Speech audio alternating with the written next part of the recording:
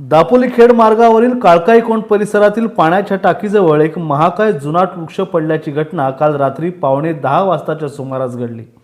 या झाडाच्या फांद्यांमधून महावितरणच्या उच्च दाबाच्या विद्युत वाहिन्या गेल्या असल्याने मागील काही दिवसांपासून सातत्याने स्पार्किंग होत होतं। काल रात्री अखेर हे झाड कोसळले असून रात्रीची वेळ असल्याने सुदैवाने कोणतीही जीवितहानी झालेली नाही।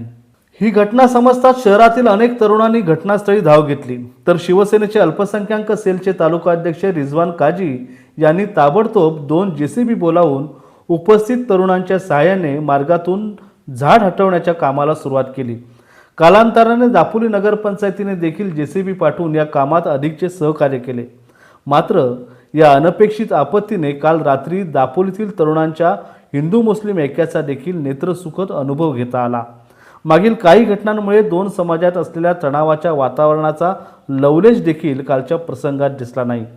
शिवसेना अल्पसंख्याक सेलचे तालुका अध्यक्ष रिजवान काजी, शहराध्यक्ष नदीम मुकादम, कादिर रखांगे, तन्वीर कासू, हाकिब बेपारी, जोहर रखांगे यांच्या बरोबरीनेच शिवसेना शहर प्रमुख पप्पू रेळेकर, स्वरूप महाजन, मनसेचे सचिन गायकवाड, भाजपाचे रोहित शिंदे यांच्यासह अनेक तरुणांनी एकजुटीने मेहनत घेऊन काही काळ बंद झालेला दापोली खेड मार्ग अल्पावधीतच सुरळीत करून दिला।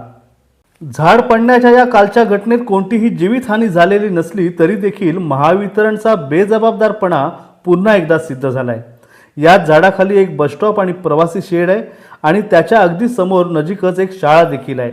त्यामुळे दिवसा या ठिकाणी विद्यार्थी आणि प्रवासी नागरिकांची ये-जा सुरूच असते।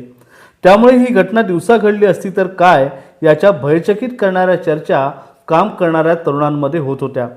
याशिवाय मागील जवळपास 1.5 वर्षांपासून विद्युत वाहिन्यांना अडसर ठरणारी झाडे तोडली गेली नसल्याचा संतापही उपस्थित तरुण व्यक्त करत होते।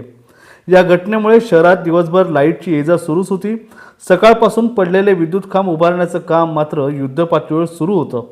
मात्र काल रात्रीच स्थानिक तरुणांनी एकजुटीने काम करून दापोली खेड मार्ग सुरळीत चालू करून दिला, त्याबद्दल दापोलीकर या तरुणांचे आभार मानतायत।